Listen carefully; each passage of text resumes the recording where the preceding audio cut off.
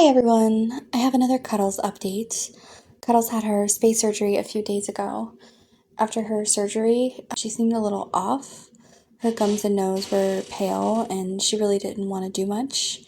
She wasn't lethargic, she just seemed like she didn't feel good, understandably. But 24 hours after surgery, she still hadn't eaten or drank anything and was still seeming pretty out of it. She also seemed really scared. Her pupils were dilated and she just seemed not herself. At this point, it was Saturday evening and the vet was closed, so I was unable to call them. I decided to offer her some chicken baby food to see if she would eat, since it had been a while since she'd eaten, and that did the trick.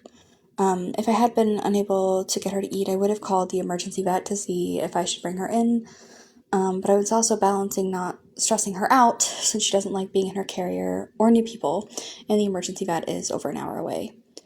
She ended up eating 2 jars of baby food Saturday evening, and by Sunday morning she was eating normally again. After she ate some baby food, her gums and nose got their color back, and by Sunday evening she was seeming mostly fine, with one exception.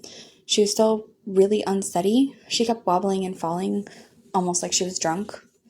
Unsteadiness can be normal after the anesthesia, but at this point the anesthesia should have worn off.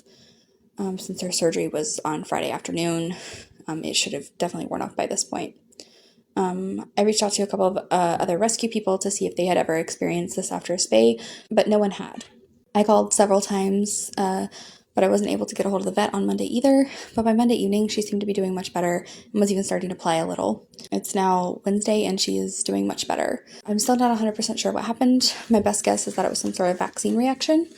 I've never had a cat with this kind of reaction to a spay or anesthesia, but I have had a cat who's had a vaccine reaction similar before, so that is one of the possibilities of something that happened. It could also have just been the anesthesia still being in her system for longer than it should have been for some reason.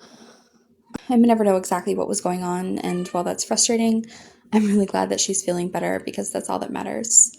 If you'd like to see more of Cuddles and the other kitties, please give us a like and follow. Thanks for watching.